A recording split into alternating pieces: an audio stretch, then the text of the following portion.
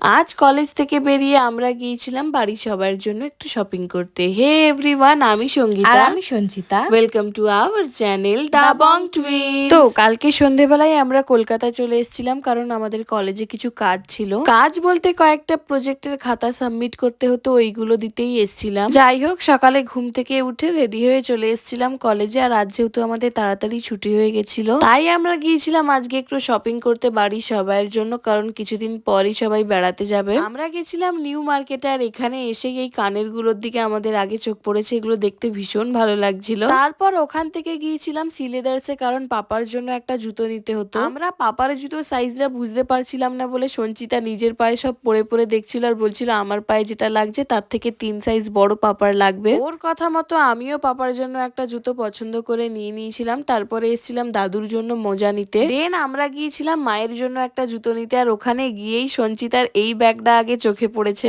আসলে এই ব্যাগটা আমরা জিতুর জন্য নিয়েছি, ওর বেবি শার্ক গানটা ভীষণ পছন্দের। এই ব্যাগটা একবার দেখাতেই আমাদের পছন্দ হয়ে গেছিল। ওর জন্য ব্যাগ নেওয়ার পর মা, মাসি আর বোন এদের তিনজনের জন্য 3টে জুতো নিয়েছিলাম। এই জুতোটা নিয়েছি মায়ের জন্য, আর এটারই একটা আলাদা কালার, ওটা আমার মাসির জন্য নিয়েছি। আমাদের নিজেদের জন্য একটা জুতো পছন্দ হয়েছিল, তবে এখন আর যেহেতু তেমন কোথাও যাওয়ার নেই তাই আর নিলাম না। দেন ওখান থেকে বেরিয়ে ফ্রুট চাট খেয়ে আমরা আবার বাড়িতে ফিরে যাই। তো চলো আজকের মতো এতটাই, দেখা হচ্ছে আবার পরের ভিডিওতে। টাটা।